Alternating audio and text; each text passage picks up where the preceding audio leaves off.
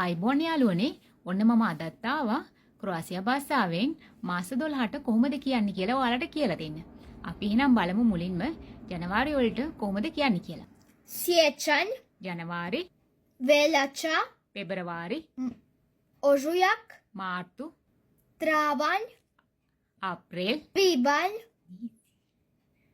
Svibanj, May, Lipanj, June, Srpanj, July, Kolovoz, August, Rujan, September, Listopad, October, Studeni, November, Prosinac, December.